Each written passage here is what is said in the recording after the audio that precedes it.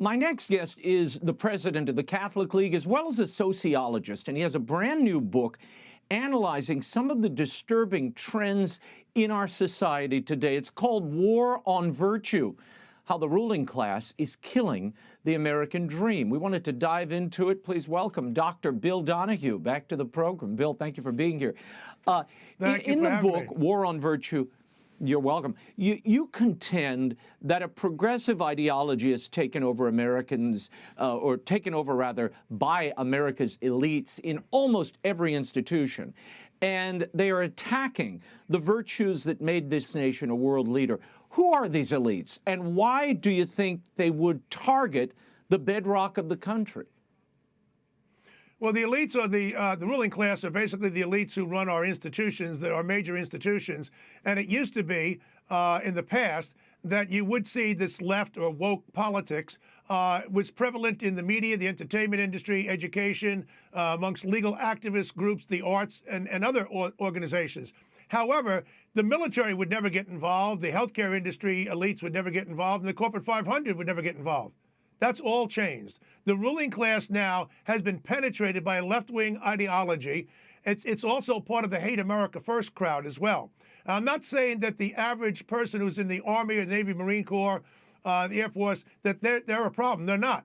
I'm saying the Joint Chiefs of Staff are a problem. I'm saying that the people who run the healthcare industry are a problem, as well as all the other institutions that I've mentioned. The corporate 500, they are now pushing the Equality Act, which, if it were to be passed, and Biden said he would sign it, would basically shut down Catholic doctors and Catholic hospitals because it would force them to perform abortions and sex reassignment surgeries. This would never have happened 20 years ago. Our country has changed, and not for the better. I want to get to something you call the vital virtues. Now, these are keys for people to reach their full potential. I want to start with self-discipline. You quote President Calvin Coolidge, who said, quote, "The worst evil that could be inflicted upon the youth of the land would be to leave them without restraint and completely at the mercy of their own uncontrolled inclinations. Under such conditions, education would be impossible, and all orderly development intellectually or morally would be hopeless."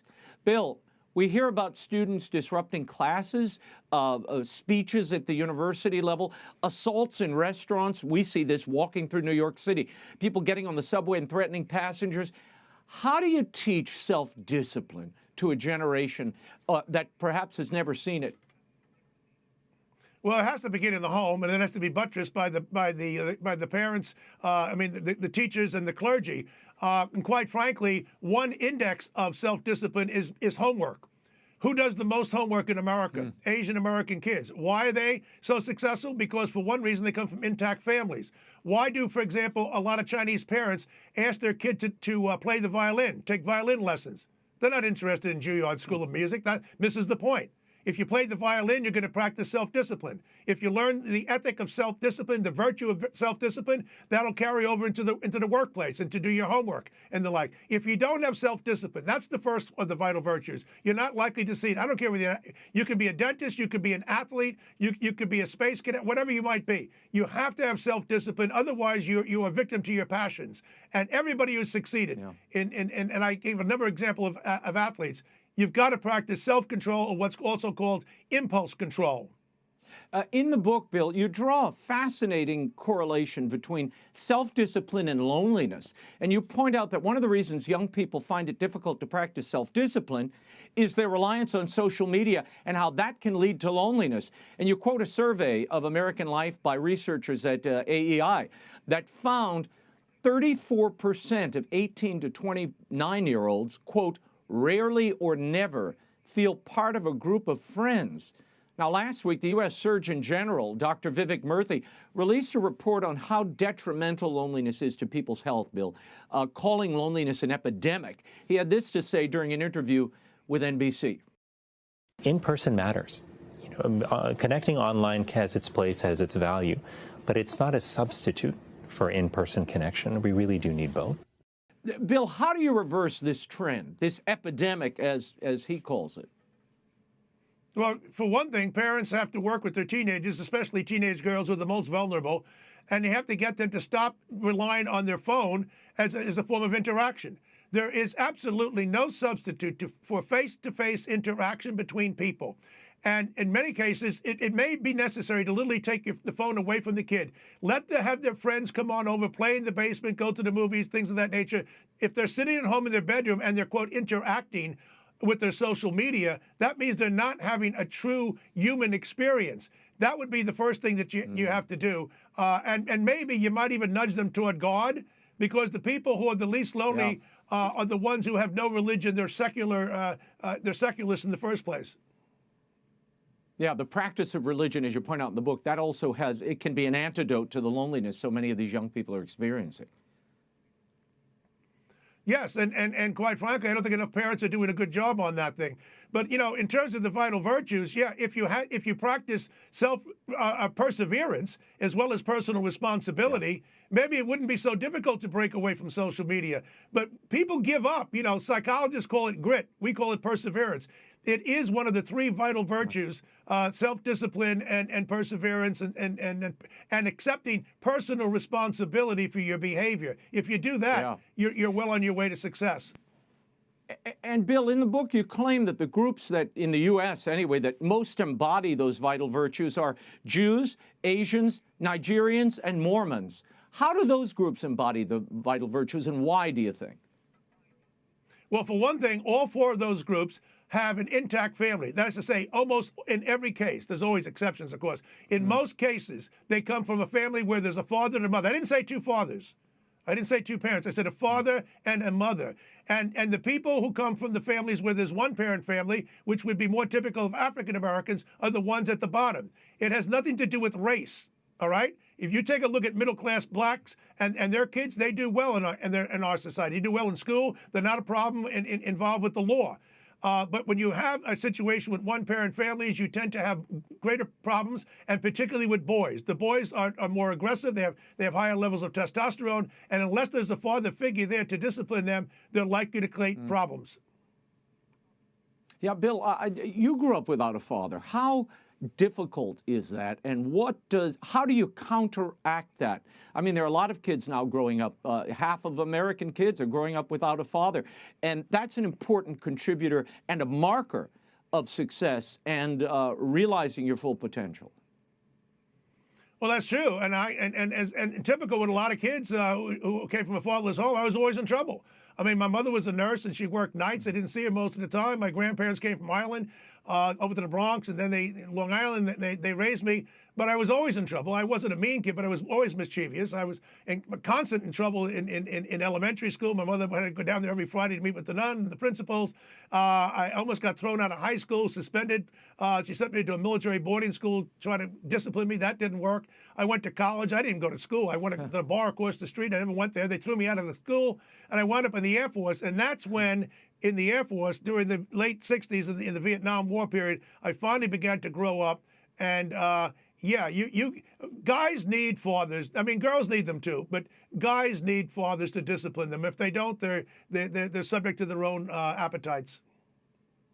You write this about the ruling class that are undermining the virtues that you just laid out. You write, sadly and ironically, it is those who are living the American dream to its fullest who are killing others' prospects of succeeding, especially the most vulnerable among us. The fact is, large segments of the ruling class no longer champion self-discipline, personal responsibility, and perseverance for those trying to climb the economic ladder. Indeed, some seek to destroy these virtues. Similarly, patriotism is under attack, and the ones leading the charge often occupy elite positions of power. Bill, why is it that the people who have succeeded, the ones who are considered often the most progressive, are sabotaging the working class and those trying to catch up? Well, for one thing, there's a tremendous amount of white guilt, and no segment of population suffers more than African Americans. The subtext of my book really is that the ultimate racist in our society today, they're not some white supremacist, crazy right-wing people. There might be a few of them out there. I'm talking about the elites, the ruling class, the left elites in our society. They have basically given up on black people. They're basically saying that you can't make it like the Asians and the Jews, the Mormons, the Nigerians, and others. And that's because you don't have what it takes. You don't have the vital virtues. And this condescending, patronizing, white liberal racist attitude of not treating black people as equals, this began, quite frankly, in the 1850s. As I point out, a guy by the name of George Fitzhugh. Most Americans never heard of him. George Fitzhugh was America's he was America's first sociologist. He regarded himself as the friend of blacks. He was a progressive. He was a left-winger.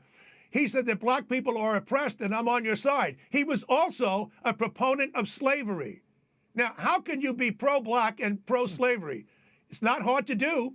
This is the mentality of the left. Fast forward to 1988, Charles Murray, in his wonderful piece about the coming of the custodial democracy. The white liberal ruling class are now the custodians taking care of black people. They're like the Indians that we take care of as wards of the state on the reservation. Now we're taking care of them in the urban ghetto. What it all comes down to is this. When I worked in Spanish Harlem, I treated blacks as equals. When I worked as a college professor and as the faculty advisor to the basketball team, I treated blacks as equals. I demanded that they succeed. I kept the bar where it was, and I helped them to clear it because I wasn't condescending and patronizing. The white liberal ruling class today in education, it's in the military. It's all over in our society. What we're going to do is write you a check, give you reparations. We're going to lower the bar. We're going to punish the Asians because they're too successful. And basically what they're saying is you're not equal to us. And so we will force equality onto our society. That is the ultimate expression of racism. I also want you to talk about secularism today, which operates very much like an organized religion. There are rules, there are taboos, punishments for those who don't adhere to the dogma or the ideology. How do people of faith, especially Catholics, resist this lure of secularism that seems to have taken over not only our institutions, but all of society?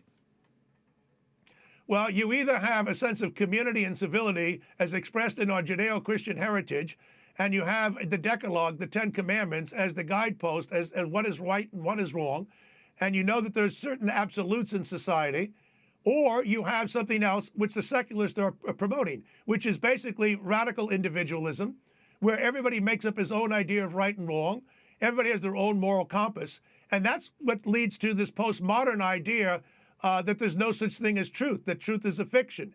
And if you believe that, then yes, a man can become a woman can become a man can become pregnant, a man can give birth. Now, normal people know that that is madness. Unfortunately, only 43% of our society now actually 43% of our society now is thinking maybe you can self-identify. This is sickness. And the people who are pushing this idea are members of the elite. It's not the sons and daughters of the firemen and the cops, all right? It's not Asians. It's not blacks. It's not Muslims. It's not Mormons. It's the well-educated, I say well-schooled, because they stayed in school for too long, white people who have this idea that there's no such thing as God, there's no such thing as human nature. We can make up the idea of right and wrong anytime we want.